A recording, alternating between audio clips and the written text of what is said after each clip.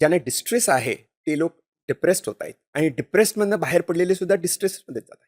आज सगळ्यात चॅलेंज्ड कोण व्यक्ती असतील तर त्या स्त्रिया ऑफ ऑल एजेस आणि मुलं. मला रिपेअर सायकॉलॉजीच्या पलीकडे जाऊन पॉझिटिव्ह सायकॉलॉजीकडे जायला पाहिजे. मी जर म्हटलं माझ्या मनात जरा शांत होतं, हे सांगणारा मनाला सांगणारा मी कोण? लोकांना असं वाटतं की वेस्टर्न कंट्रीजमधून आलेलं आहे, आपल्याकडे असं काही नसतं. आपल्याकडे ते नसलं तर काय असतं? तुझ्यावरती प्रेम करणारे लोक आहेत पण तुझ्यापर्यंत ते पोहोचत नाहीयेत. हसने की चाहने इतना मुझे रुलाया है.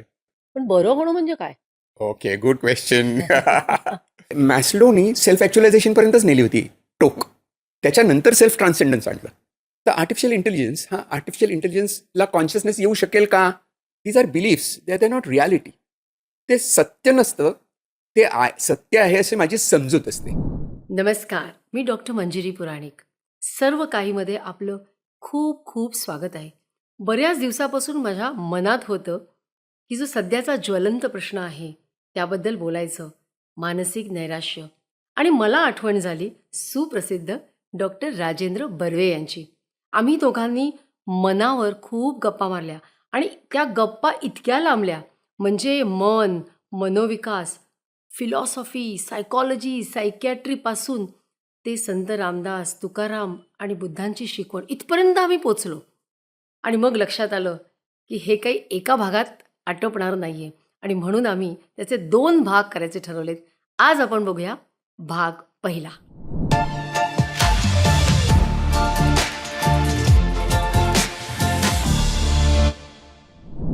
नमस्कार डॉक्टर. किती नमस्कार. वर्षांनी भेटतोय ना आपण?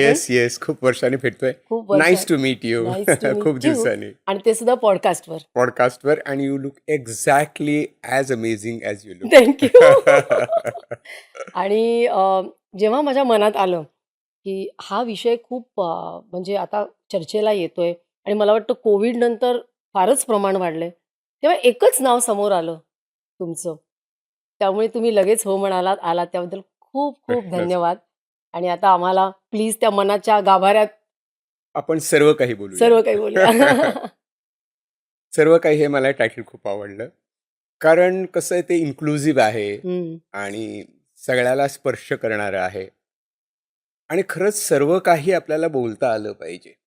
हम्म, म्हणजे आपण खूप सिलेक्टेड बोलतो आणि खरं म्हणजे सिलेक्टेड ऐकतो पण. जे आपल्याला ऐकायचं असतं तेच आपण ऐकतो. बोलायचं असतं तेवढंच आपण बोलतो. मोकळेपणाने संवाद होत नाही. मोकळेपणाने बोलणं चालणं होत नाही. मोकळेपणाने ऐकणं होत नाही. आणि सोशल मीडियाची एवढी सवय झाली आहे की एक लाईक मारायचा आणि फॉरवर्ड करायचं. ते काय फॉरवर्ड केलं हे आपल्या लक्षात राहत नाही. आणि मग कोणीतरी म्हणतं, अरे तू असं लिहिलं होतं. अरे मी असं कधी लिहिलं? अरे फॉरवर्ड केलं होतंस ना. म्हणजे आपलं जे अटेन्शन आहे, लक्ष देऊन ऐकणं आणि मनापासून करणं, ही एक हरवलेली गोष्ट झालेली आहे. म्हणजे ते आपल्याला नाही दिसत, ऐकू येत नाही असं झालेलं आहे. That is besides the point, पण not completely besides the point. नाही पण छान कारण वाटतंय ऐकायला. डिप्रेशनचा मी एक उपाय सांगूनच टाकला ना. की आप मोकळेपणाने बोला, मोकळेपणाने ऐका. हम्म, दोन्ही गोष्टी महत्त्वाच्या आहेत. तर खरं म्हणजे यू गेव खूप कमी एस्टिमेट दिलं, 5% म्हणजे. हो का? आता कसं झालंय माहिती आहे, आपण एक मोठं सर्कल समजूया आहे आणि त्या सर्कलच्या केंद्रभागी 4 सायकॅट्रिक इलनेसेस आहेत. म्हणजे जे वर्षानुवर्ष चालत आलेले आहेत, ज्याला आता नवीन नवीन नावं दिली. नवीन म्हणजे 100-150 वर्षापासून नावं द्यायला सुरुवात केली की हे स्किझोफ्रेनिया आहे, बायपोलर डिसऑर्डर आहे, मुक्त. पण त्याच्या भोवतालचं जे वर्तुळ आहे ना, ते खूप मोठं आहे. म्हणजे कोअर वर्तुळ आहे ते साधारण 10-15% सर्वसाधारण सर्व प्रकारचे फोबिया, ऑब्सेसिव्ह डिसऑर्डर त्याच्यामध्ये बसतात. पण काय झालंय, कोविड आणि कोविडच्या आधीपासूनच इंडस्ट्री 4 रेव्होल्यूशन झाल्यापासून हम्म, हे वर्तुळ विस्तारत चाललंय. जे केंद्रभागी 10-15% लोक असतील, WHOने म्हटलं होतं की 25% पर्यंत ते असेल. आता ते 40% झालेलं आहे. आणि असं आहे की तळ्यात मळ्यात होत आहे. जे काही ज्यांना डिस्ट्रेस आहे ते लोक डिप्रेस्ड होत आहेत आणि डिप्रेस्डमधनं बाहेर पडलेले सुद्धा डिस्ट्रेसमध्येच जात आहेत. हम्म. म्हणजे सगळ्या समाजामध्ये जी अस्वस्थता आहे आणि निराशा वाटणं, हताश म्हणत नाही, निराश वाटणं, हे खूप कॉमन झालं. आता 2 गोष्टी आपण बघूया याच्यामध्ये. एक म्हणजे ज्याला आपण डिप्रेशन म्हणतो. आपण म्हणजे सायकियाट्रिस्ट ज्याला डिप्रेशन, क्लिनिकल डिप्रेशन असं म्हणतात. Which has been recorded for millions of years. त्याला आता डिप्रेशन नाव पडलं. त्याचं ओरिजिनल नाव आहे मेलंकोलिया. ग्रीक लोकांनी दिलेलं. मराठीमध्ये आपण त्याला हताशा म्हणू किंवा औदासिन्य म्हणू, नैराश्य म्हणून, औदासिन्य म्हणू. तर ते डिफाईन्ड सिंड्रोम आहे, ॲज यू कॅन अंडरस्टँड. तो तो जो कोअर आहे तो आहे. त्याच्या पलीकडचा जो आहे म्हणजे त्या मोठ्या सर्कलमध्ये हळूहळू परीघ वाढत जातोय. त्याच्यामध्ये आणखीन 2 गोष्टी आहेत. एक म्हणजे डिस्थायमिया आणि दुसरी म्हणजे डिस्ट्रेस. आता कसं आहे माहिती आहे की डिस्थायमिया हा न ट्रीट केलेला, ज्याला कोणी उपचार केलेले नाहीत, म्हणजे ज्याला आपण म्हणतो माझ्या मेलीचं नशीबच असं आहे किंवा माझ्या नशिबाने माझा घात केला किंवा नशिबाला 4 फुल्या फुल्या शिव्या देऊन, पुरुष म्हणतात, किंवा बॉसला शिव्या घालून, हे सगळं त्या डिस्थायमियामध्ये येतं. म्हणजे अनेक वर्ष अशीच कटकट पिरपीर डोक्यामध्ये चालू आहे. बारीक सारीक गोष्टीवरनं आपल्याला दुःख होतं. एका दुःखातनं बाहेर पडतो तर दुसरं सुरू होतं आणि मग लोक नाव ठेवायला लागतात की याचा स्वभाव रड्याचा आहे, हा कायमच असाच असतो. आमच्या शाळेत असताना म्हणलं की हा फद्याचा आहे. ते एक पॉप्युलर वर्ड होतं. आता ऐकणे मला माहीत नाही, पण हा फद्या आहे. मग ते मला आठवण येते की आपण फद्या कोणाला म्हणायचो? तर हं. जो छोट्या छोट्या गोष्टीवरनं मुळमुळू रडायला लागायचा मुलगा किंवा मुलगी. आता हं. कळते अरे आपण त्यांची चेष्टा केली. आपण हं. त्यांना काय म्हटलं, शेमिंग केलं. It was so wrong. They were suffering from डिस्थायमिया. तर हे डिस्थायमियाचं प्रमाण पण वाढलेलं आहे की जे क्रॉनिक आपण म्हणू डिप्रेशन आहे. त्याच्या पलीकडे जो आहे ना तो डिस्ट्रेस. डिस्ट्रेस म्हणजे या अनुदिने अनुतापे तापलो रामराया, असं आपल्या रामदासांनी जे अनेक वर्षापूर्वी म्हणून म्हणून घेतलं, म्हणून कविता केली, करुणाष्टक लिहिली त्याच्यावर. ही टॉक्ड अबाउट दिस. हं. मला असं वाटतं की रामदासांनी करुणाष्टकामध्ये इतक्या डिस्थायमिया आणि डिस्ट्रेसचं वर्णन केलेलं आहे. त्याच्यामध्ये होणारी जळजळ मनाची, अस्वस्थता, बेचैनी, जळाविणं मासोळी, हं. ज्ञानेश्वरांनी म्हटलेलं आहे, लागी भेटी लागी जीवा लागलेसे असं. ह्याच्या म्हणजे जी विरहिणीची जी तळमळ आहे, जो त्रास आहे, या मानसिक अस्वस्थता आहे, ही सगळ्या या संत कवींनी अत्यंत नेमक्या शब्दात मांडलेली आहे. आणि त्याचा त्यांनी अर्थात भक्ती हा उपाय दिलेला आहे. ते आपण सोडून देऊया. परंतु या गोष्टीची जाणीव होती मंजिरी. हे आपल्याला हे की मी का सांगतोय? कारण लोकांना असं वाटतं की हे काही नवीन आहे, काहीतरी वेस्टर्न कंट्रीजमधून आलेलं आहे. आपल्याकडे असं काही नसतं, असं लोकांना वाटतं. म्हटलं आपल्याकडे काय असतं मग? आपल्याकडे ते नसलं तर काय असतं? हे आपल्याकडे पण हेच असतं, फक्त आपण त्याला वेगळं नाव देतो. त्यामुळे हा जो डिस्ट्रेस आणि डिस्थायमिया आहे, त्याचं प्रमाण वाढत चाललेलं आहे. आणि डिप्रेशनचं प्रमाण मोर ऑर लेस, क्लिनिकल डिप्रेशनचं प्रमाण हे आहे तितकंच आहे असं वाटतं. ते जेनेटिक आहे, ते तसं राहतं. परंतु जेनेटिक म्हटलं तरी काय एपिजेनेटिक्स आहेत. म्हणजे हं. मी जरी जेनेटिकली प्रीडिस्पोज असलो, तरी मला तशी जर परिस्थिती निर्माण झालेली हं. असली, तर हं. ऑब्व्हियसली मला त्याचा त्रास होणार. म्हणजे असं सगळ्यात मोठा killer is suicide, which is so sad. म्हणजे माणसं मरतात, ती स्वतःच्या इच्छेनं मरतात, कंटाळून मरतात. आपण वाचतो पेपरमध्ये, मोठ्या प्रीमियर इन्स्टिट्यूट्समध्ये, मेडिकल कॉलेजेसमध्ये, राजस्थानमधल्या त्या गावामध्ये very young people are dying. 10-11 वर्षाची मुलं माझ्याकडे येतात, ते म्हणतात की अंकल मज़ा नहीं आ रहा है, क्या करूं? ऐसे लगतं की नहीं होगा तो अच्छा है. तर नहीं होगा तो अच्छा है म्हणजे काय रे असं हं. विचारलं तर अ, कहाँ भी खुशी नहीं मिलती. घर में भी देखो ऐसा होता है, वैसा होता है. तर असं लहान मुलांपासनं ते अगदी जिरियाट्रिक पॉप्युलेशनपर्यंत सर्वव्यापी आपण परमेश्वर म्हणतो तसं सर्वव्यापी डिप्रेशन आहे, दुर्दैवानं. एक प्रश्न विचारू हां. का? तुम्ही म्हणालात डिस्थायमिया आणि डिस्ट्रेस. हो. पण डिस्थायमिया म्हणजे काही-काही लोकं सतत चिडचिड, कटकट, कंप्लेनिंग, ब्लेमिंग म्हणजे चुकाच काढत राहणं. हे म्हणजे याचं लक्षण काय आणि केमिकल आहे इम्बॅलन्स की काय आहे? आहे. केमिकल इम्बॅलन्स पण आहे आहे. त्याच्यामध्ये. पण डिस्थायमियामध्ये काय आहे, की there is a sense of not feeling happy. म्हणजे मी विचारतो काही लोकांना, तुम्ही are you depressed? Hmm. No, I am not depressed. मग पुढचा प्रश्न असतो, are you happy? Can't see. Are you unhappy? Yes, I am unhappy. I am unhappy for a long time. म्हटलं how are you living with that? त्याच्यावर कसं तू इतकं अनहॅपीनेस मनात आहे तर कसं? मी काइंड ऑफ ॲडजस्ट केलं आहे माझ्या अनहॅपीनेसची. म्हटलं तुझी एफिशियन्सी कमी होते. You don't receive love. तुझ्यावरती प्रेम करणारे लोक आहेत पण तुझ्यापर्यंत ते पोहोचत नाही आहेत. काही तुला हाक मारतायत प्रेम कर म्हणून, त्याला तू रिस्पॉन्डच करत नाही आहेस.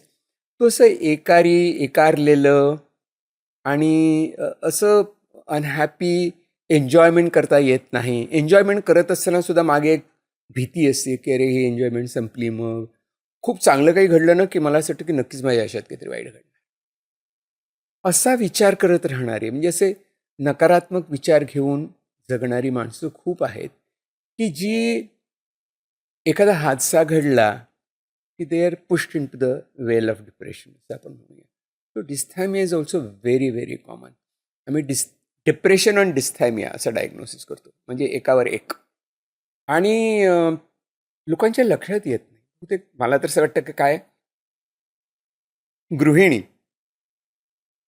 स्त्री ती स्वतःचा व्यवसाय करणारी असो, काम करणारी असो, ती माझ्या मते आहेत आज सगळ्यात चॅलेंज्ड कोण व्यक्ती असतील तर त्या स्त्रिया ऑफ ऑल एजेस आणि मुलं. कारण रोलमध्ये खूप डिमांड आहे. काय करायचं ते असंच केलं पाहिजे, तसंच केलं पाहिजे. काहीतरी एक आदर्शवादी भूमिका घेऊन आपण जगतो. आणि मंजिरी आपण अशी काही उद्दिष्ट डोळ्यासमोर ठेवतो की जी टू आयडियलिस्टिक आहे. असं काही नसतं. आपण आनंदाने जगायचं असतं, मजेत जगायचं असतं, खुलकर प्रेम करणं आहे. तर मला आठवतं की एका गाण्यामध्ये, हिंदी गाण्यामध्ये पहिली ओळ खूप सुंदर आहे. ती सगळ्यांची अवस्था आहे असं माझं मत. हसने की चाहने इतना मुझे रुलाया है. म्हणजे मला हसायचं आहे, मजेने जगायचं आहे. पण तो माझा प्रवास आहे, तो इतका कंटाळवाणा आणि दुःखमय झालेला आहे की मला ती चाहच राहून गेली. तर असं आपल्या समाजाचं एकूण चित्र आहे. आणि शहरातच आहे असं नाही, गावामध्ये पण आहे. छोट्या छोट्या गावातनं लोक कशी तरी वाट काढत पैसे खर्च करत मुंबईला येतात. म्हणजे प्रायव्हेट प्रॅक्टिस कोणाला करणाऱ्या कदाचित परवडत नसेल, पण तुम्ही मोठ्या हॉस्पिटलमध्ये जाऊन बघा, कुठून कुठून लोक येतात आणि त्यांना सांगतात की आम्हाला काही बरंच नाही वाटत. किंवा बायको नवऱ्याबद्दल कंप्लेन करते, नवरा बायकोबद्दल म्हणतो की ही काही सुखीच राहत नाही, ती दुःखीच असते, तिला काय कमी आहे तरीसुद्धा ती अशीच का राहते. किंवा काही कमी असलं तरी ते ठीक आहे, आपण ॲडजस्ट केलं आहे. असा जे समाजाचं चित्र आहे ते, सॉरी ते जर डिप्रेसिंग आहे विचार केला तर, पण आहे हे खरं आहे. हे काही आपल्याला विसरून चालणार नाही. आणि हा ग्लोबल फिनॉमिना आहे. मध्यंतरी एक मी टेड टॉक दिला होता, त्याच्यामध्ये असं म्हटलं की चारामध्ये एक आला, 25% जे मगाशी चारामध्ये एक आला, म्हणजे तिथे 4-5 माणसं असतील ना, तर one may be having a clinical problem of depression. I claim की आय हॅव, म्हणजे आणखी कोणाला टाकायला नको. चारापैकी एक म्हणजे. कारण असं आहे की माझे व्यक्तिगत बोलायचं झालं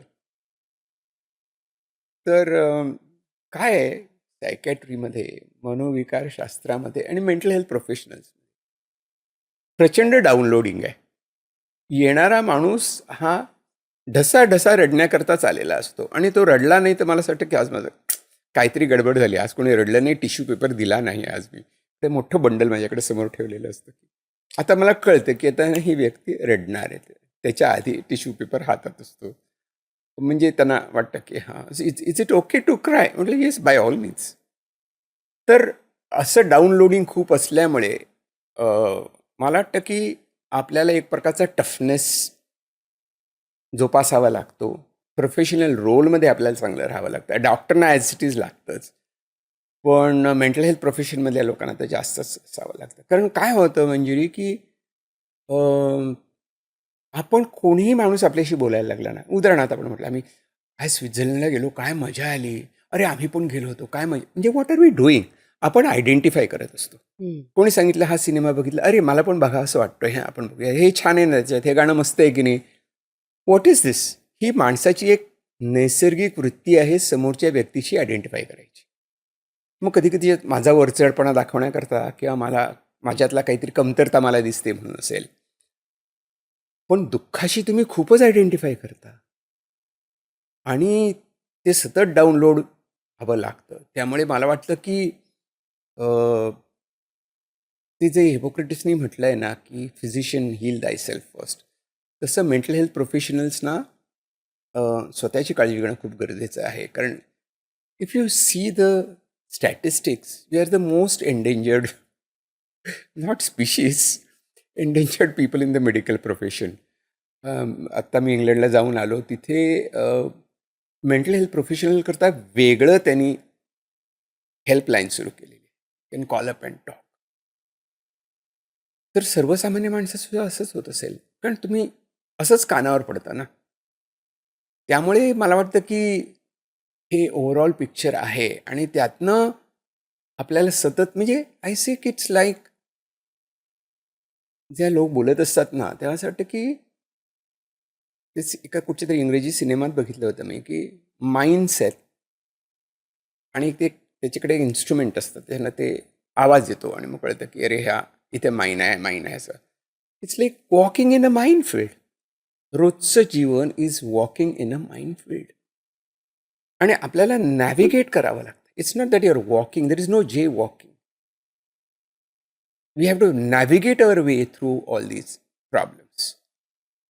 त्यामुळे हे जाणवणं, ओळखणं, स्वीकारणं, आपलंसं करणं आणि मग त्याच्यावरती काहीतरी मार्ग शोधणं हे खूप महत्त्वाचं आहे आणि तिथे आपण कमी पडतोय.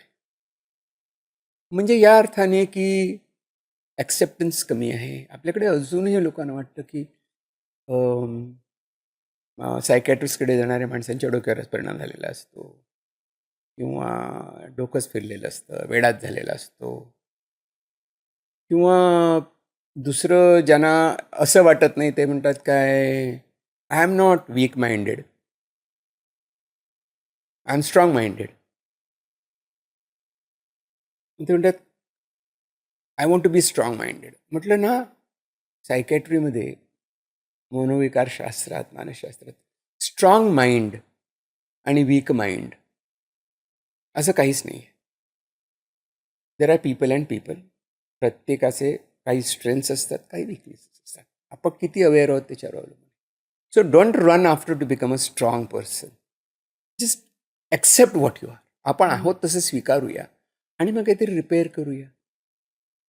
मी सांगतो की अगदी ऑर्डिनरी गोष्ट, मला एखादा हा चष्मा माझा आहे असं मी म्हटलं की तो मी फारसं जपून वापरत नाही, पण त्यातल्या त्यात जपून वापरण्याचा प्रयत्न करतो, बिकॉज दिस इज माईन.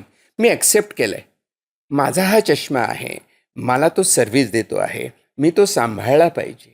आय लव्ह माय ग्लासेस, जे काय असेल ते, आणि then I care for it.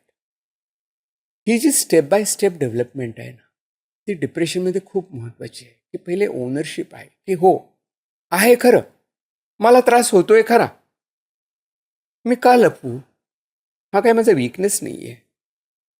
कदाचित मला माझे जेनेटिक मेकअप तसा असेल. जसं नॅचरल आहे तसं एक आपल्या मनावरती उमटणारे तरंग हे नैसर्गिक आहेत. मी त्यांना नेहमी सांगतो की बघ बाबा, मी गोरा आहे हे काही मी मागितलं नव्हतं, पण मला टक्कल आहे हे पण मी मागितलेलं नव्हतं. काहीच मागितलेलं नव्हतं मी. जे आलं ते स्वीकारलेलं आहे ना मी, आणि ते स्वीकारूनच पुढे जातोय. हे जर माझं म्हटलं मी, तर मी त्यातनं पुढे जाऊ शकतो.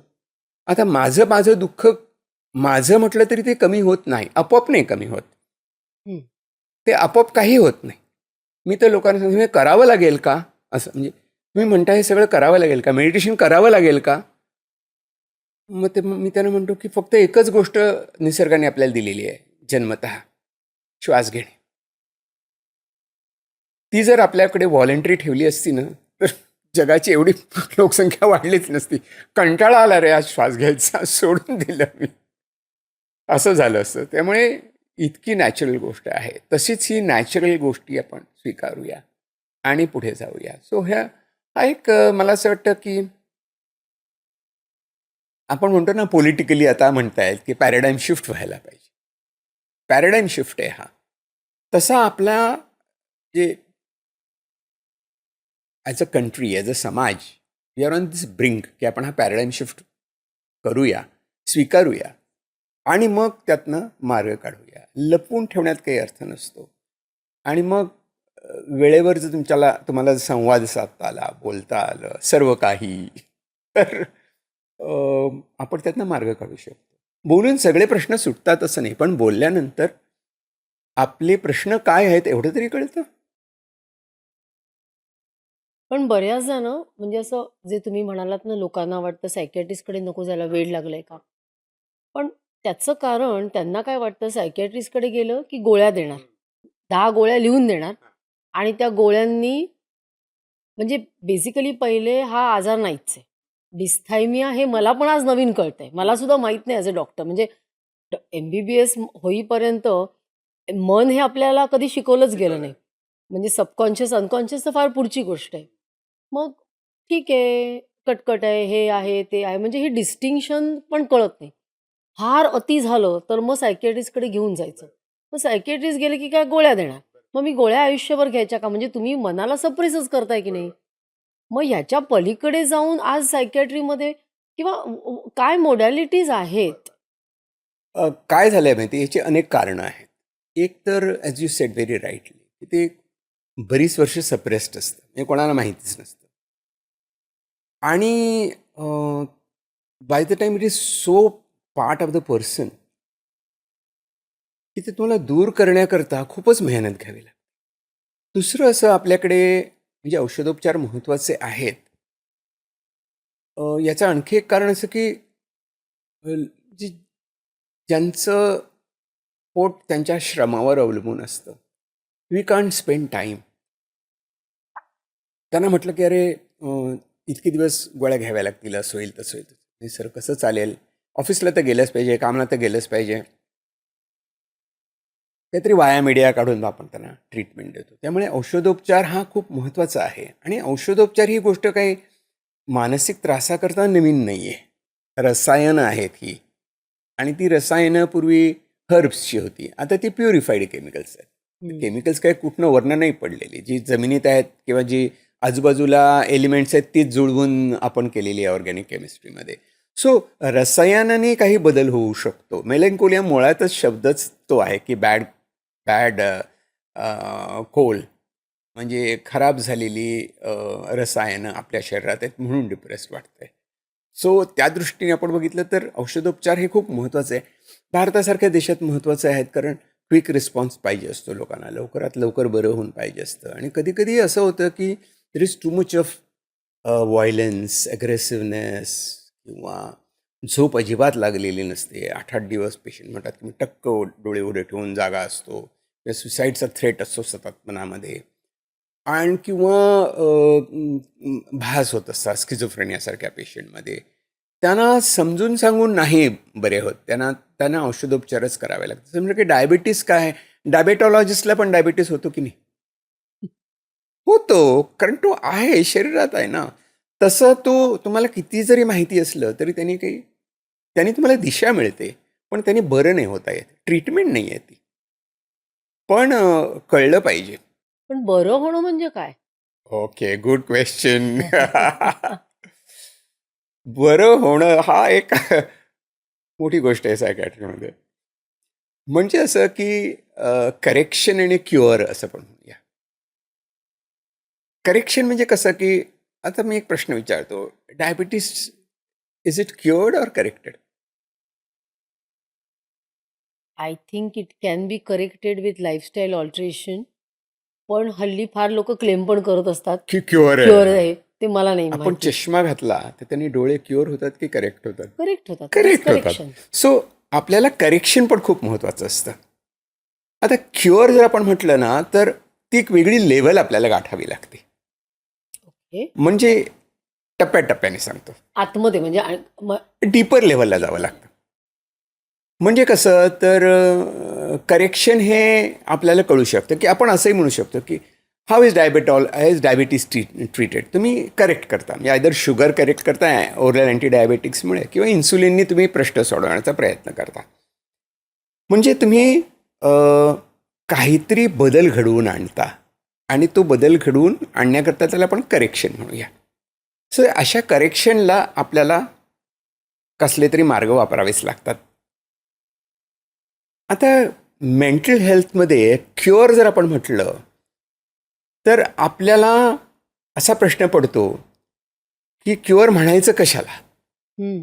म्हणजे आधी आपले डेफिनेशन करावे लागेल की हे क्युअर्ड आहे या गोष्टीची. जरा कॉम्प्लिकेटेड गोष्टी आहेत. म्हणजे असं की let's go back to health. हेल्थची डेफिनेशन काय आहे की सायकोलॉजिकल, फिजिकल आणि आता WHOने स्पिरिच्युअल पण म्हटलं आहे त्याच्यामध्ये की त्यातनं तुम्ही त्या रोगरहित अवस्था म्हणजे निरोगी अवस्था, म्हणजे ते नॉर्मल का, 24 अवर्स आपण निरोगी असतो का, 4 शिंका आल्या तर काहीतरी आपण बॉडी रिस्पॉन्ड करत असते. मग आपण ते असं तळ्यात मळ्यात ठेवूया आणि म्हणूया की या सिम्पटमपासून तू मोकळा झालेला आहेस. You are no more in distress. ज्या कामाकरता, ज्या गोष्टी करता तू इकडे माझ्याकडे ट्रीटमेंट घ्यायला आलास त्यातून तू बरा झालेला आहेस. मी तो आपण म्हणू की पूर्वीच्या लेव्हलला जाऊन पोचलेला आहेस, यू कॅन से जनरली, आणि तू नॉर्मल झाला आहेस. आता जर आपल्याला अधिक विचार करायचा असेल तर आपण म्हणतो की या व्यक्तीला कळलं का काय झालंय ते. म्हणजे आम्ही म्हणतो त्याला इन्साईट मिळाली का, की मला होणारा त्रास, समजा मला अँझायटी वाटते, मला वाटणारी तीव्र अँझायटी कशामुळे होते आहे, त्यातली कोणती गोष्ट मी स्वतः नियंत्रित करू शकतो, कोणती गोष्ट नियंत्रित मला करता येत नाही, औषधांची मदत घ्यावी लागेल किंवा कसली एक्सटर्नल हेल्प घ्यावी लागेल, हे मला कळलं आणि त्याच्या मदतीने मी स्वतःला नॉर्मलाइज करायचा प्रयत्न करतो. ही एक इन्साईट आहे. दुसरी इन्साईट आहे की असं होऊ नये म्हणून मी काय करू शकतो. म्हणजे यातनं मी बरा कसा झालो हे कळलं, पण ही बरं होण्याची प्रोसेस अशी झाली पाहिजे की मला परत हा त्रास होता कामा नये. जे व्हॅक्सिनेशन सारखं आपण म्हणूया, हे मला समजलं का. आणि तिसरी गोष्ट की माझ्या जीवनाचा जो काही मला अर्थ समजला असेल त्या दृष्टीने मी माझा मनोविकास करू शकतो का. Vikas you have asked the right question. कारण काय आहे की माझी प्रोफेशनल म्हणजे वाटचाल आहे ती मनोविकार ते मनोविकास अशीच होते आहे. कारण मला असं वाटतं की जोपर्यंत मला एखादा माणूस बरा झाला तरी त्याला जीवनात मजेत जगतोयस का रे बाबा. तुला जे आवडते तुला करायला मिळतंय का, करताना तू आनंद घेतोयस का, की मनाला काहीतरी हुरहुर आहे, मनात काहीतरी कमी आहे, मनासारखं नाही जगता येत आहे, कुचंबणा होते, असं होतं आहे तुझं की तू मुक्तपणे जगू शकतोयस, जे काही करत असशील ते तू छानपैकी करतोयस आणि तुझ्या कलागुणांचा विकास करतोयस, ज्या गुणांचा विकास असतो तो. तर हा जो टप्पा आहे ना मंजिरी, मनोविकार ते मनोविकास, यापर्यंत आपण पोहोचू शकत नाही आहोत. कारण मनोविकारांचा एवढा रेटा आहे की तिथपर्यंत जाणं कठीण होतं. आणि असं झालेलं आहे की वी आर ऑल, एक चांगला प्रश्न आहे, मला स्कोप मिळते बोलायला. आपण असं म्हणूया की let's go back in time, म्हणजे नॉट रिअली व्हेरी लॉंग, पण आपण म्हणूया की अब्राहम मॅस्लो नावाचा एक सायकॉलॉजिस्ट होता. त्याचा मॅस्लोचा पिरॅमिड खूप प्रसिद्ध आहे. साधारण 60s मधली गोष्ट आहे ती. आणि सगळ्यात वरती त्यांनी सेल्फ ॲक्च्युअलायझेशन असं म्हटलं. म्हणजे सगळ्या तुमच्या गरजा भागल्यानंतर आपण काय करत असतो, तर आपण जगत असतो like you are doing a podcast because this is your self actualization. And you said की I want to reach out to the community. म्हणजे युअर ट्रान्सेंडिंग सेल्फ. म्हणजे आपण जगतो आहोत, त्या जगण्यातला जो अर्थ मला समजलेला आहे, ज्यातला मला आनंद मिळतो, आणि तो मिळवावा कसा हे मला लोकांना सांगायचं आहे ना. तुकाराम म्हणतात की बुडती हे जन न देखवे डोळा. म्हणजे मला गप्प राहवत नाहीये ना. आहे तशी परिस्थिती आहे. बुडती हे जन देखवे डोळा असा कळवळा येतो, आणि म्हणून तुम्ही सेल्फ ट्रान्सेंड करता. तर असा जो हा मनोविकासाचा प्रकाश काय म्हणायचं प्रवास आहे. खरं म्हणजे मॅस्लोनी सेल्फ ॲक्च्युअलायझेशनपर्यंतच नेली होती टोक. त्याच्यानंतर सेल्फ ट्रान्सेंडन्स आणलं आणि म्हटलं की अशा प्रकारे माणसाच्या मनाचा विकास होऊ शकतो, कारण त्याला मन दिलेलं आहे. मन आहे म्हणून हे शक्य आहे. दुसरा महत्त्वाचा मुद्दा काय झाला की म्हणजे आपण थोडं हिस्ट्री बघितली ना, नॉट इंडियन हिस्ट्री, जिथे सायकॅट्रीची जास्तीत जास्त वाटचाल किंवा प्रगती म्हणूया अमेरिकेत झाली, युरोपमध्ये झाली. त्याच्यामध्ये असं झालं की मोठी महायुद्ध झाली. महायुद्धानंतरचा काळ त्यांचा खूप बदलला. बेबी बूमर्सचा काळ होता. त्याच्यानंतर अफगाण वॉर, त्याच्यानंतर इराकमधली वॉर, अशा ज्या वेगळ्या प्रकारच्या युद्धात अमेरिकन सैनिक अडकले. आणि अमेरिकेत असं त्यांना त्याची कळ लागते तेव्हा ते सुरुवात करतात. तेव्हा त्यांच्या लक्षात आलं की we have been working on repair. त्याला ते वाईट अर्थाने नाही, पण त्याला ते रिपेअर सायकॉलॉजी म्हणतात, की बिघडलेल्या माणसांना ठीक करणं.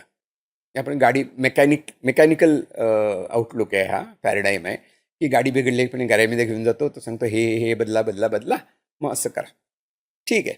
त्या रिपेअर सायकॉलॉजीमध्ये आपण खूप संशोधन केलं, नवीन मॉलिक्यूल शोधून काढले.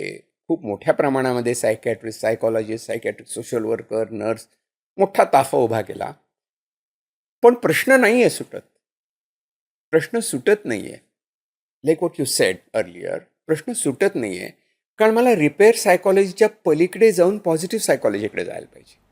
म्हणजे माणसं आनंदी राहू शकतात, सुखाने जगू शकतात, चांगल्या प्रकारचे नातेसंबंध जोडू शकतात, आणि त्यातनं त्यांना एक जीवनाचा एक वेगळा अनुभव येऊ शकतो.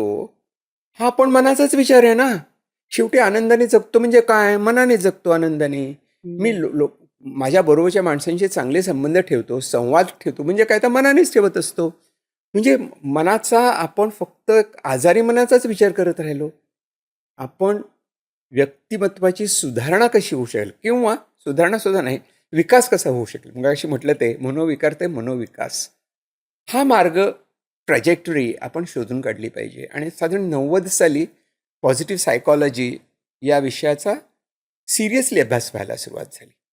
तोपर्यंत या सायकॉलॉजीला ह्युमॅनिटेरियन म्हणायचं, म्हणजे मॅस्लो वॉज की हा मानववादी आहे. नंतर मग पॉझिटिव्ह सायकॉलॉजी आली की ज्याच्यामध्ये आपण माणसाच्या जीवनात सकारात्मक, होकारात्मक बदल करू शकतो, आनंदी होण्याचं प्रशिक्षण देऊ शकतो. It is like a bomb, you know. How can you teach people to be happy? It's not possible. Happiology म्हणायला लागले, चेष्टा करायला लागले की अरे ऐसा कुछ नहीं होता वगैरे. मग त्यांनी व्यवस्थित संशोधन केलं आणि म्हटलं की happiness is a relative term असली तरीसुद्धा त्याचे फॅक्टर्स असतात, वेगवेगळे आस्पेक्ट असतात, त्याचा आपण अभ्यास करूया. आणि मग एक चांगली काय म्हणूया आपण विज्ञान शाखा निर्माण झाली, पॉझिटिव्ह सायकॉलॉजी. आणि मग आपल्याला मनोविकार ते मनोविकास असा प्रवासाचा आराखडा तयार झालेला आहे. आता हा प्रवास आपण एकट्याने करायचा का टूर गाईड बरोबर घ्यायचा, ग्रुपमध्ये जायचं, की आपला पण मार्ग शोधत राहायचा, हे ज्यांनी त्यांनी ठरवावं. पण ॲटलिस्ट आहे पलीकडे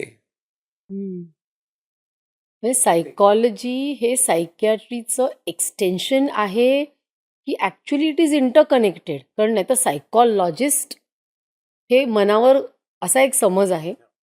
सायकियाट्रिस्ट गोळ्या लिहून देणार, आजार आहे. सायकॉलॉजिस्ट काय टेस्ट्स घेणार आणि मग काउन्सिलिंग करणार. पण तेव्हा तो माणूसच त्या परिस्थितीत नसतो, की तो रिसीव्ह करू शकत नाही.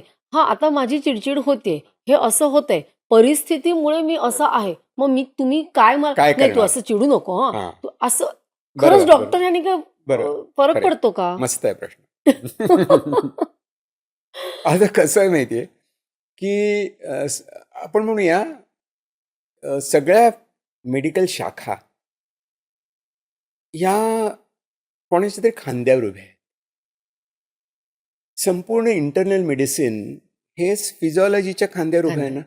जर मला हार्टबीट्स कसे असतात हे मला जर नॉर्मल ECG कळला नाही, EEG कळला नाही, तर मी ॲबनॉर्मल कसं ठरवणार? म्हणजे मेडिसिन मला जर चांगला अभ्यास करायचा असेल तर मला फिजिओलॉजी पाहिजे ना. मला आठवतं की आमचे टीचर होते डॉक्टर मेहता म्हणून. ते वॉर्ड राऊंड घेताना फटकन विचारायचे, क्रेप सायकल सांग. क्रेप सायकल पोस्ट इंग्लिशमध्ये शिकलेलो असतो. क्रेप सायकल सांग. मग ते म्हणायचं की मी असंच नाही विचारत आहे, तू सांगतो शुगर हाय आहे ना, मग क्रेप सायकलशी काय संबंध आहे सांग बघू.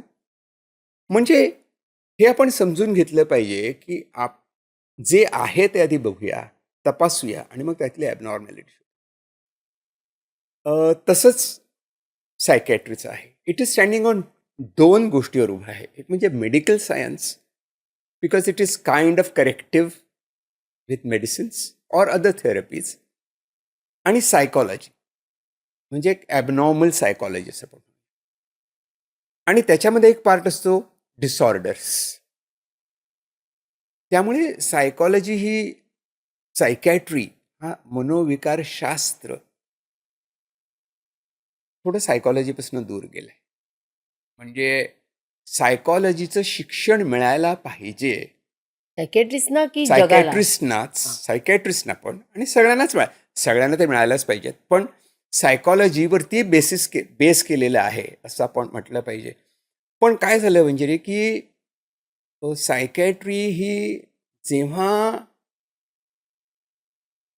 असं म्हटलं की दीज आर डिसऑर्डर केमिकल्स आणि ती ठीक केल्यानंतर, कारण कसं आहे बघ, स्किझोफ्रेनिया सुरुवातीला या मागच्या शतकाच्या सुरुवातीला बरं होण्याचं प्रमाण किती होतं? 13%.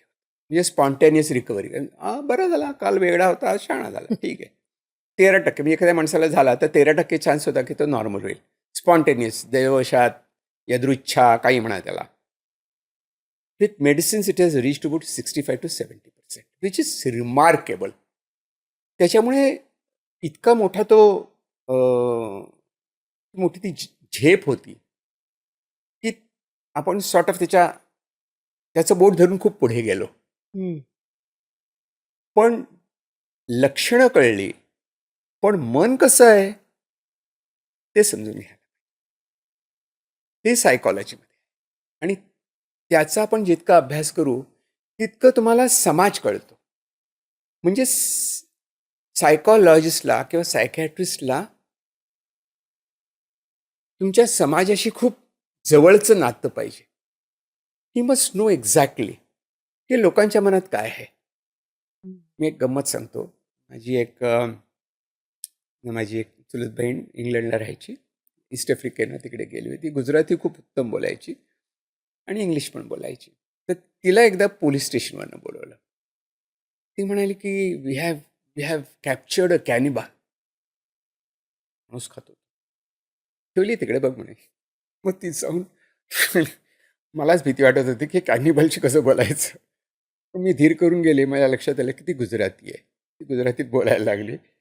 आणि मग तिने काय सांगितलं की तिच्या सुनेनी तिच्याविषयी तक्रार करते की माझा दिमाग खाते. हो. तर त्याचं ॲक्च्युअल ट्रान्सलेशन केलं, she wants to eat my brain. त्या पोलिसांना कळेना की ब्रेन खाऊ इच्छिते, म्हणजे त्याला मारून ब्रेन खायचं आहे की काय. मग तिला ठेवून दिलं होतं. मग ती म्हणाली की नाही, ह्याचा अर्थ खूप वेगळा असतो. भाषेमध्ये खूप अर्थ वेगळ्या प्रकारे इंटरप्रिट केलेले आहे. त्या बाईला सोडून द्या आणि तिला जरा थोडं सांगा की सुनेचं डोकं खाऊ नको, याच्या पलीकडे काही नाही. पण हा कल्चरल ॲस्पेक्ट आहे ना, की तुम्ही भाषा कशी वापरता, तुमच्या भाषेनं काय व्यक्त करताय.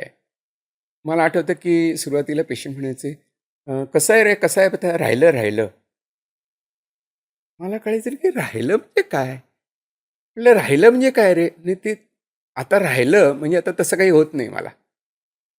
म्हणजे छातीत धडधडायचं राहिलं. म्हणजे मला वाटलं की अजून आहे.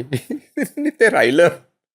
म्हणजे हे जे न्युअन्सेस आहेत ना, ह्या ज्या बारकावे आहेत ना भाषेतले, संस्कृतीतले किंवा अं, चालीरीतींचे, हे आपल्याला जर कळले, तर मग आपण ते विदेशी लोकांसारखं कळणार नाही की हा माणूस काहीतरी विचित्र बोलतोय. तर म्हणजे तुम्हाला समाजाची सांस्कृतिक जडणघडण कशी झाली आहे, त्याची भाषा कशी आहे, भाषेतनं काय व्यक्त करतोय तो, ते तुम्हाला कळलं पाहिजे. आपल्याकडे विदर्भामध्ये खूप माणसं त्यांची उच्चार, काय करते ग तू, असं एखाद्या मुलाला पण विचार, काय करते, काय करते. तर इट डझंट मीन की he is addressing a woman. That is the way they speak. आमच्याकडे काम करणारी बाई येते, म्हणते की जातो आता. आता जातो आता म्हणजे काय, ती जाते आता म्हणायला पाहिजे ना. हम्म. पण हे आपण समजून घेतलं पाहिजे. प्रमाणीकरणाच्या बाजूनी नाही, तर मी भाषा समजून घेतली पाहिजे. This is psychology. हो. हा सगळा अभ्यास जर तुम्ही केला, तर तुम्हाला ती व्यक्ती कळते. म्हणजे दुसऱ्याला समजून घ्यायचं. समजून पण घेण्यात त्यासाठी आधी स्वतःला पण समजून स्वतःला घ्यायला पण लागेल. समजून घ्यावं लागतं. म्हणजे असं आहे की अ, आपण स्वतःला ओळखत ओळखत दुसऱ्यांना ओळखत असतो. कसं? म्हणजे मला समजा राग आला, हं. खूप राग आला मला, तर मला तो राग जस्टिफाईड वाटतो. तू असं बोललास ना म्हणून हं. मला राग आला, तू गप्प बस म्हणजे सगळं ठीक होईल, असा पण मी जेव्हा म्हणतो, तेव्हा मी थांबून असं नाही म्हणत की तो काय बोलला, तो ट्रिगर होता. आग मेरे दिल में लगी है. तर ट्रिगरकडे बोट दाखवूया नको. माझ्यात कोणता ज्वालाग्रही पदार्थ आहे, तो बघूया ना, की जी ठिणगी पडल्यामुळे मला इतका राग आलेला आहे. हं. याच्यामध्ये मला कळायला लागतं, की अरे माझी या माणसाकडनं अपेक्षा नव्हती. तो असं बोलला, हं. म्हणून मला राग आला. पण माझी अपेक्षा नव्हती की त्याने असं करावं. ही माझी अपेक्षा पूर्ण झाली नाही, त्यामुळे मला राग आला. म्हणजे राग येण्याच्या जी प्रोसेस आहे, त्याच्यामध्ये तो मीच जबाबदार आहे असं नाही, परंतु मला ॲनालिसिस करता आलं ना, कोणते फॅक्टर्स असे आहेत की जे माझ्यातले नकारात्मक आहेत किंवा माझ्यातले काही असे आहेत की हं. ज्याच्यामुळे मला असा वारंवार राग येतो, वारंवार दुःख होतं. त्याच्यामध्ये माझ्या अपेक्षा काय आहेत, माझ्या समजुती काय आहेत जीवनाबद्दल, आणि माझ्यावर मनावर कोणते संस्कार झालेले आहेत. ते सगळे संस्कार बरोबरच आहेत का? येता जाता आपल्याकडे संस्काराच्या नावाने लोक गळे काढत असतात की कसे संस्कार होतात वगैरे. अरे संस्कार हे आपण तपासून घेतले पाहिजेत ना. जे हं. लहान लोक सांगतात की लहानपणापासून आम्हाला शिकवलंय. म्हटलं बरोबर. लहानपणचे कपडे घालतोस का आता? नाही घालू शकत ना तू. आता तुला जे साजेसे असले तेच कपडे घालावे लागणार. तुला खराब वाटले तर टाकून द्यावे लागणार, दुरुस्त करावे लागणार. तसं आहे ना मनाचं. पण मला एक इथे असा एक प्रश्न विचारायचा आहे, की आपण कधी-कधी परिस्थितीला दोष देतो, हं, आजूबाजूच्या लोकांना दोष हं, देतो. हं, पण कधी-कधी असं होतं ना, की एखादा माणूस बोलला, हं, की ते लागतं हं. आणि तेच दुसरा बोलला तर मात्र लागत नाही. मग मन आपलं तेच आहे. मग अशी रिएक्शन वेगळी का?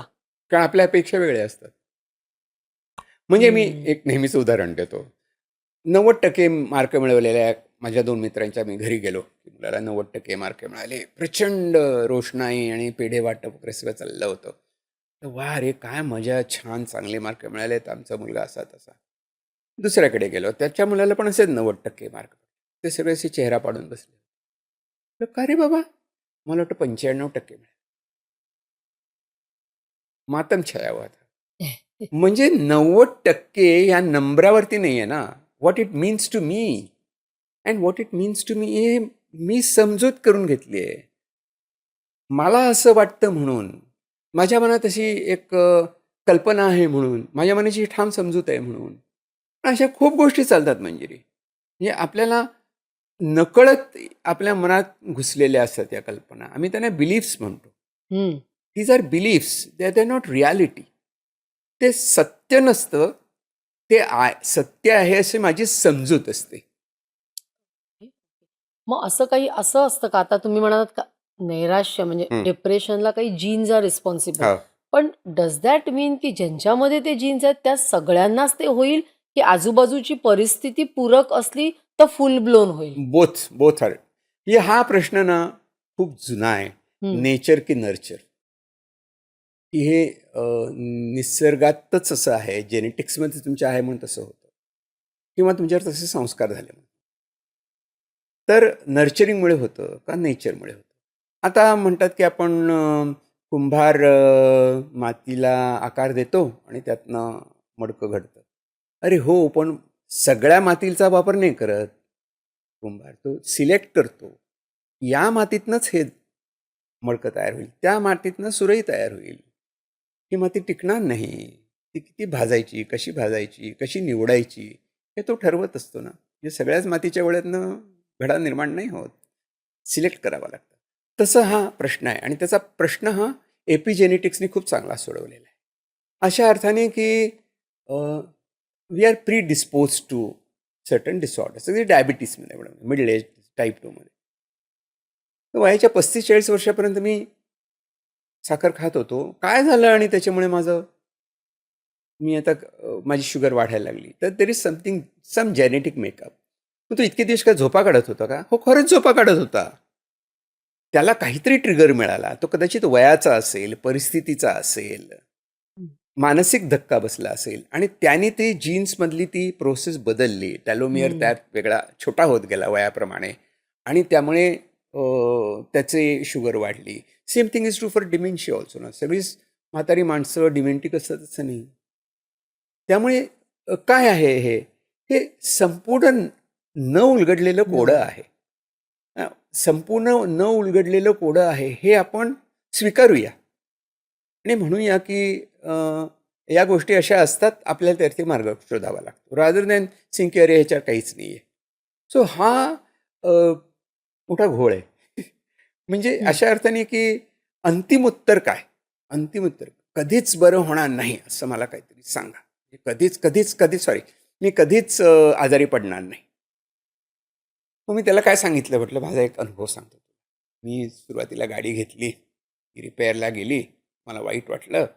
मग त्याने सांगितलं, "इतके पैसे खर्च होतील, तितके पैसे." म्हटलं, "हां, अशी गाडी करून दे, की परत तुझ्याकडे येता कामा नये."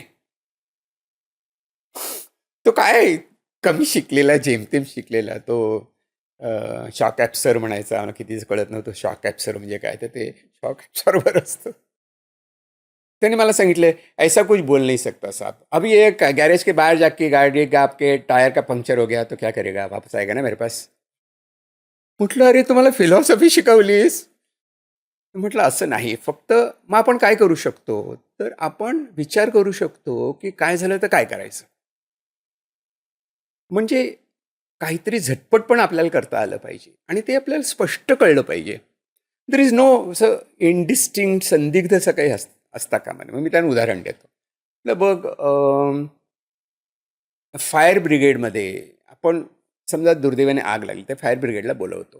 परंतु असं पण आहे की घराघरामध्ये, हॉटेल्समध्ये स्प्रिंकलर्स लावतात. आणि काय असतं, तर ठिकाणी असं लिहिलेलं असतं की एक काच असते, break the glass. In case of fire, break the glass. एकदम क्लिअर इन्स्ट्रक्शन्स आहेत. लाल रंगामध्ये लिहिलेलं असतं. गोंधळू नका. इकडनं चाला, तिकडे जमा. बघूया कुठे जमायचं ते, वड्याचं झाड आहे का बघूया. हा रस्ता जाईल की नाही माहिती नाही, जरा विचारा. असं काहीच नसतं ना. Go here and do this. ही क्लॅरिटी जर आपल्याला आली ना, आपल्या मनाच्या बाबतीत, अगदी संपूर्ण येत नाही, पण वर्केबल जरी आली ना, हं. तरीसुद्धा आपण खूप काही स्वतःला वाचवलं आहे असं मला वाटतं. ही क्लॅरिटी आपल्याला यायला पाहिजे आणि ही क्लॅरिटी आपल्याला येत नाही, कारण आपण सुरुवातीला म्हटलं त्याप्रमाणे इतक्या प्रकारचे गोष्टी आपल्या अवतीभोवती घडतायत, की आपण या कोरपर्यंत जाऊच शकत नाही आहोत. आपण स्वतःलाच मगाशी म्हटल्याप्रमाणे स्वतःलाच पूर्णपणे ओळखू शकत नाही आहोत. आपल्याच व्हल्नरॅबिलिटीज आपल्याला कळत नाही, की माझी व्हल्नरॅबिलिटी काय आहे? की मग मी तिची लपवून ठेवूया नको. स्वीकारूया, ही माझी व्हल्नरॅबिलिटी आहे. Let me do something about it. मग भावना आणि मन ह्यांचा म्हणजे संबंध तर आहेच ना, की पण भावनिक जो लेयर असतो, तो मनाच्या खाली असतो, की ते गुंतागुंतीचं आहे, जे आहे ते. कारण शेवटी ठेच आपली भावनेलाच पोचते ना बरोबर. आणि भावनांचाच गोंधळ उडतो नाही का? मग तेच सेमच आहे का दोन्ही? आता कसं आहे, की let go back to say what is mind. हं. मन म्हणजे काय हा ते प्रश्न विचारावा लागला आपल्याला. ते फार सायकॅट्री सायकॉलॉजीमध्ये गेलं ना, की फारच बेसिक प्रश्न येतात, की मन म्हणजे काय? तर मन म्हणजे अनेक वर्ष लोकांना वाटतं, की मन हृदयातच आहे. मेरे दिल में जो आज है, मैं कह सकता हूँ वगैरे असं हिंदीमध्ये डायलॉग खूप असतात. माझं मन दुखावलंय, माझी या मना जरा थांबना वगैरे. पण नंतर लक्षात आलं, की ते इटालियन लोक होते, खूपच बोल्ड होते. त्यांनी ती आणि हे केली, डिसेक्शन वगैरे केलेलं डेड बॉडीचं आणि मग त्यांना कळलं, की अरे, इथे काहीतरी ह्या मडक्यात काहीतरी आहे, त्याला ब्रेन म्हणावं. आणि मग लक्षात आलं, की जितके मानसिक त्रास होत असतात, ते आपण रिलेट करू शकतो ब्रेनशी. जसं अ, अ, तुमचं circulation, blood circulation is related to heart. Heart is a hmm. Pump. For a physiologist heart is a pump. म्हणजे त्याला ते दिल वगैरे काही नसतं किंवा दिल में क्या है वगैरे काही नाही. एक एस ए नोड आहे आणि तो फिरवत असतो पर्किन्स फायबर वगैरे वगैरे. सो तसं ते आपण म्हटलं तर ब्रेनचा अभ्यास आपल्याला करायला लागल्यानंतर कळतं की there different areas where it seems to operate. Prefrontal cortex आहे, लिम्बिक कॉटेक्स आहे. नंतर ते एक नवीन ब्रेनची नवीन डेफिनेशन त्यांनी म्हणजे नवीन प्रकारे त्यांनी समजायला सुरुवात केली की सरपटणारा रेप्टाईल ब्रेन आहे, नंतर एक मेमेलियन ब्रेन आहे आणि एक human brain. Human brain is with PFC. तर आपण मनाचा एक असं मॉडेल बनवूया, की जे म्हणजे ब्रेनची operations are mental operations. Operating system आहे म्हणजे ती. Yes, exactly. So mind is a operating system of the brain. जसं circulation, pumping blood is an operating system of the heart. Absorption of oxygen is operating system of the lungs. तसं हे आहे.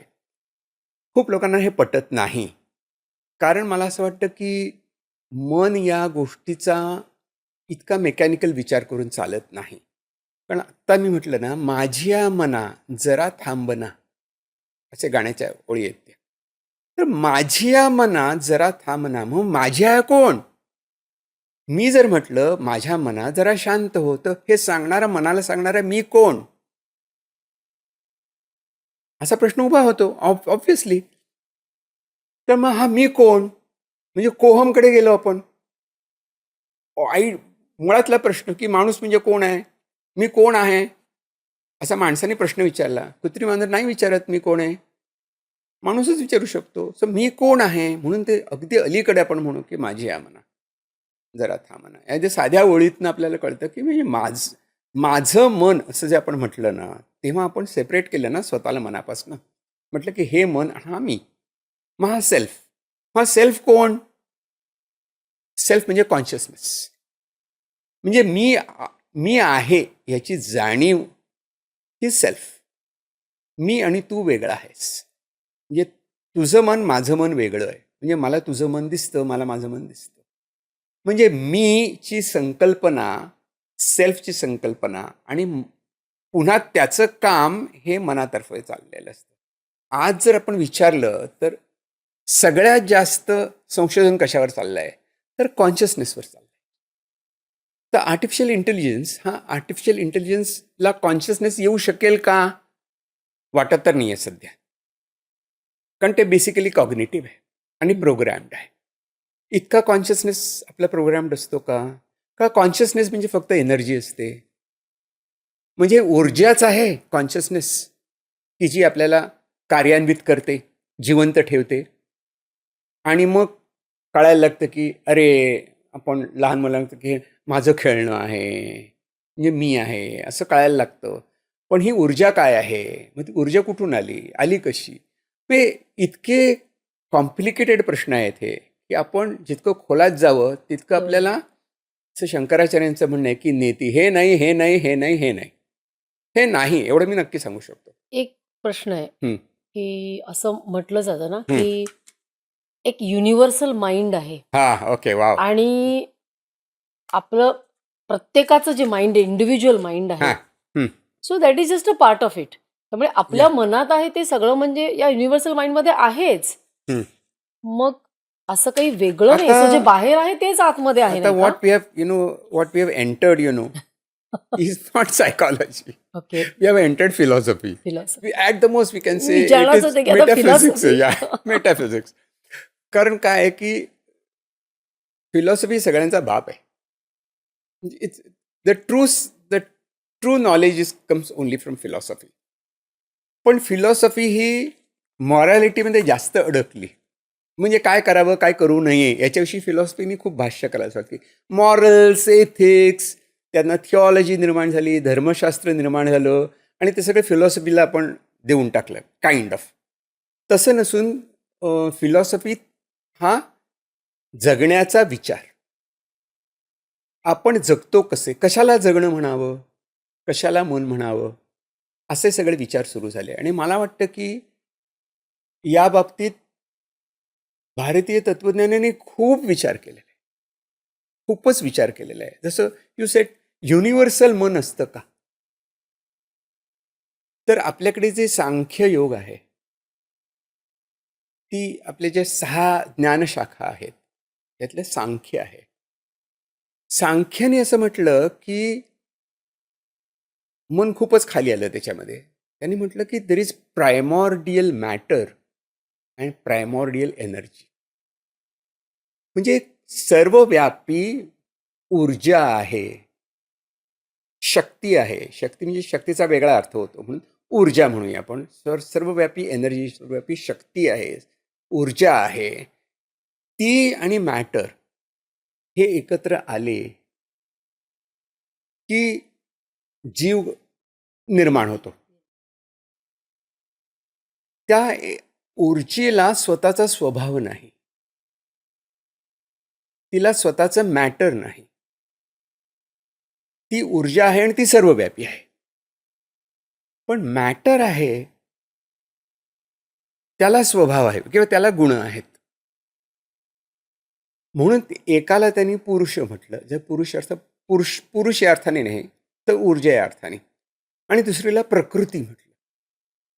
आणि पुरुष आणि प्रकृती जेव्हा एकत्र येतात तेव्हा प्रकृतीचे जे गुण असतात ते गुण आणि पुरुष एकत्र येऊन जीवन घडत असतं. आणि ते कसं घडतं, त्याच्यामध्ये निर्माण काय होतं, तर त्यातनं पहिलं निर्माण होतं त्याला त्यांनी महत म्हटलं. म्हणजे हे फिलॉसॉफिकल आहे. महत म्हटलं. आणि त्या महतचे वेगवेगळे त्यांनी भाग करायला सुरुवात केली की देर इज समथिंग कॉल्ड महत, म्हणजे बुद्धी. म्हणजे पुन्हा मन नाही, बुद्धी, महत म्हणूया आपण त्याला. त्यातनं निर्माण होतो तो अहंकार, म्हणजे स्वची जाणीव. पुन्हा अहंकार म्हणजे अहंकारीपणा नव्हे, तर आय एक्झिस्ट, आय ॲम, मी आहे, मला अस्तित्व माझं जाणवतं. हे अस्तित्व मला जाणवतं म्हणून तो अहंकार. आणि त्याचे वेगवेगळे आपण पाठ करत असतो. त्याच्यामधनं मन, बुद्धी, अहंकार, आत्मा म्हणजे पुन्हा ऊर्जेची जाणीव, अशा सगळ्या होत जातात. आणि या प्रकृतीला गुण आहेत, म्हणजे सत्व, रज आणि तम. आता हे फिलॉसॉफी आहे. सत्व असं दाखवता येत नाही ना आपल्याला. मायक्रोस्कोप खाली बघून बघा, सत्व आहे, तम आहे, नाही सांगता येणार आपल्याला. पण गुण म्हणजे काय, तर गुण म्हणजे विशिष्ट प्रकारे जगण्याची वृत्ती. ती आपल्याला वेगळ्या माणसामध्ये वेगळी दिसते. एकाच माणसात वेगवेगळ्या वेळेला वेगवेगळ्या गोष्टी, ॲज यू सेड, या माणसाचा राग येतो याचा येत नाही. प्रसंगोपात असते, व्यक्तिसापेक्ष असते, कालसापेक्ष असते, वयसापेक्ष असते. असे गुण प्रत्येक व्यक्तीमध्ये असतात. आणि त्यांचं म्हणणं असं आहे की हे त्रिगुण आहेत आणि त्रिदोष आहेत. आणि याच्यामधनं व्यक्तिमत्व निर्माण होत असतात. याच्यामधनं आपण म्हणूया की चुकीचा शब्द, फिलॉसॉफीमध्ये चुकीचा शब्द, की स्वभाव निर्माण होत असतो. म्हणजे वेगळ्या माणसांचे स्वभाव निर्माण होत असतात. कारण ह्या गुणांचं प्रमाण परमनंट नसतं, ते डायनॅमिक असतं. सत्व, रज, तम हे सगळ्यातच असतात आणि त्यांचं परम्युटेशन, कॉम्बिनेशन होत असतं. आणि कफ, वात, पित्त असतं. एक सॉलिड आहे, लिक्विड आहे, एक वायू आहे, पंचमहाभूतातले. Okay, I am going to stop you there. आता हे 3 गुण आहेत, 3 दोष आहेत. आणि आता तुम्ही थोडंसं आपण त्या आयुर्वेदिक कॉन्सेप्टमध्ये शिरलोय. मग coming back to what we started, ह्याच्यामुळे आपले पर्सनॅलिटी ट्रेट्स ठरतात का? आणि परत त्याचं रिलेशन हे मानसिक नैराश्य म्हणा किंवा व्हॉटएव्हर त्याच्याशी आहे का? कारण हे now we are going towards कशी बनते बनते. पर्सनॅलिटी. बरोबर. आता हा पहिला भाग आपण इथेच आटोपता घेऊया. मला खात्री आहे की हा तुम्हाला नक्कीच आवडला असेल आणि पुढच्या भागाची तुम्ही आतुरतेने वाट बघत असाल. आम्ही लवकरच तो दुसरा भाग आणणार आहोत. तेव्हा नक्की सबस्क्राईब करा, म्हणजे आल्या आल्या दुसरा भाग तुम्हाला लगेच बघायला मिळेल.